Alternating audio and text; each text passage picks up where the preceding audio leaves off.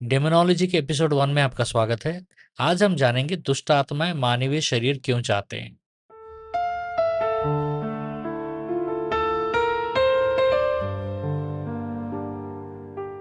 Video को अंत तक जरूर देखिएगा और मैं एक सवाल पूछूंगा और पहले 3 सही जवाब देने वालों में से 2 जन को हमारा किताब मिलेगा और किताब बाय पोस्ट आएगा आपके घर। मेरा किताब दुष्ट आत्माओं को कैसे निकाला जाए ये जरूर पढ़िएगा, क्योंकि मैंने डिमोनोलॉजी के कम से कम 100 क्वेश्चंस को, दुष्ट आत्माओं के ऊपर में 100 जो क्वेश्चंस है उसको बाइबल से मैंने जवाब दिया है।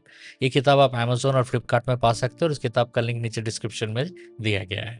आपके मन में बहुत बार सोच आता होगा कि दुष्ट आत्माएं शरीर में क्यों जाना चाहती हैं? अगर वे आत्माएं हैं तो बिना शरीर के भी काम क्या नहीं कर सकती? और सबसे बड़ा सवाल, क्यों वे इंसान को टारगेट करती हैं?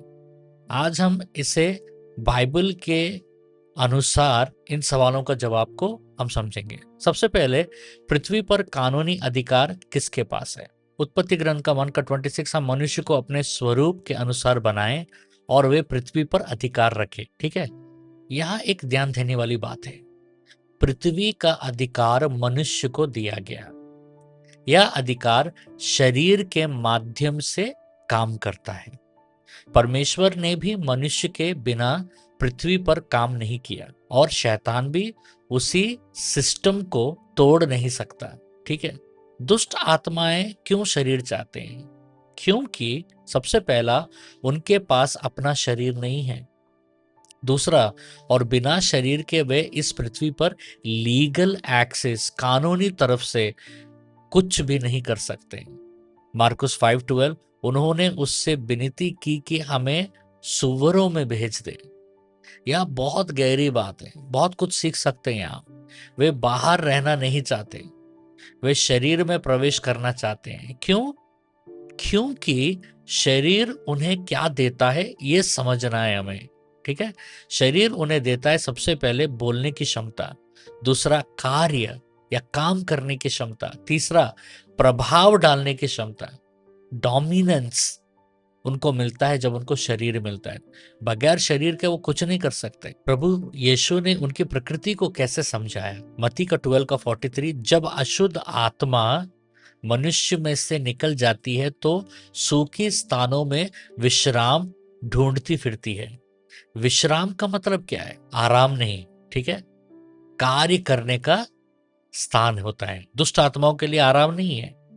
बिना शरीर के वे बेचैन रहती हैं, वे सक्रिय नहीं हो पाती हैं, उस सिस्टम में आना चाहती हैं, इसलिए वे वापस आने की कोशिश करती हैं। शरीर उन्हें क्या देता है? यह बहुत गहरा सत्य है, हमें समझना है।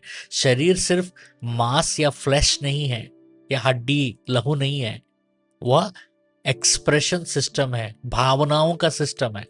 जब दुष्ट आत्मा अंदर होती है एक शरीर के अंदर, तो वह इंसान की आवाज इस्तेमाल करती है, उसकी इच्छाओं को डिस्ट्रॉट या डिस्ट्रॉय करती है, उसके डिसीजन को, निर्णय को प्रभावित या इन्फ्लुएंस करती है।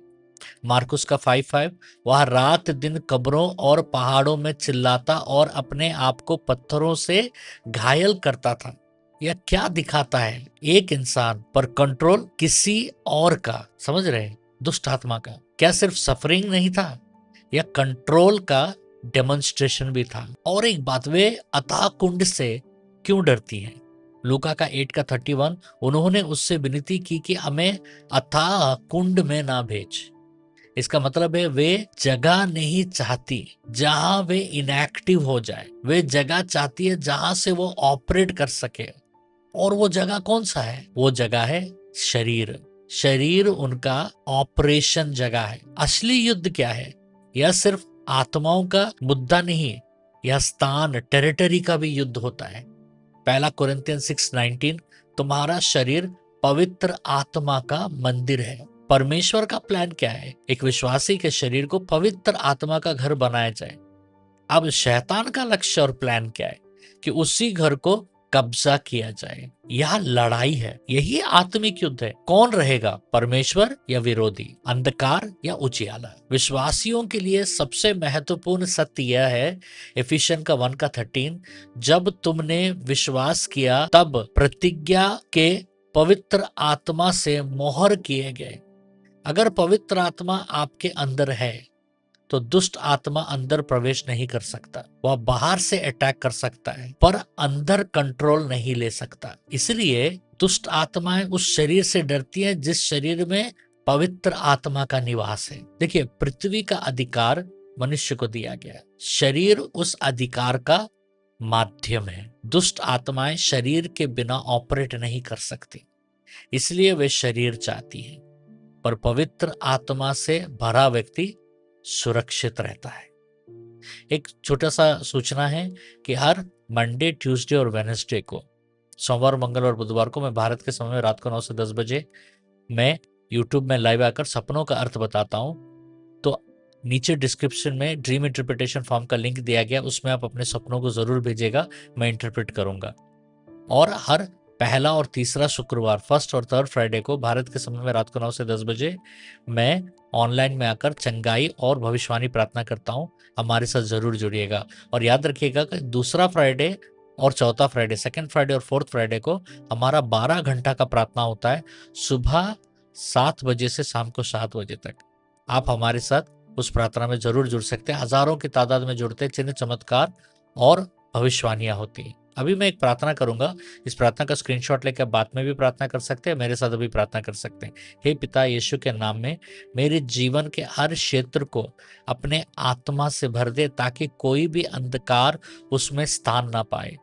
मुझे समझ दे कि मैं कौन हूं और किस अंधकार में खड़ा हूं। मेरे शरीर को अपने मंदिर के रूप में सुरक्षित रख और हर बाहरी आक्रमण को रोक, यीशु मसीह के नाम में, आमीन। अब ये रहा इनाम के लिए आज का सवाल।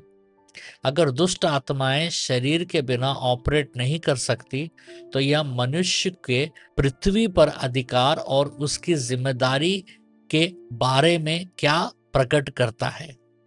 एक लाइन में भी जवाब दे सकते हैं और पहले 3 सही जवाब देने वालों में से 2 जन को हमारा किताब इनाम में मिलेगा और किताब आपके घर बाय पोस्ट आएगा। अगर आपका कोई प्रेयर रिक्वेस्ट है तो प्लीज देरी मत कीजिएगा, नीचे डिस्क्रिप्शन में प्रेयर का फॉर्म का लिंक दिया गया है, उसमें आप अपने प्रार्थनाओं को भेजिए, क्योंकि हमारा टीम आपके लिए प्रेयर करेंगे। और जो टीम लीडर आपके लिए प्रेयर करेंगे वो आपके दिए हुए कॉन्टैक्ट नंबर में वो प्रेयर को रिकॉर्ड कर कर आपको भेजेंगे। और आप एक बार नहीं, कई बार इस प्रेयर फॉर्म को भर के भेजिएगा, क्योंकि हम और हमारा टीम आपको कवर करेंगे। हम अगले एपिसोड में फिर मिलते हैं। परमेश्वर आपको आशीष दे।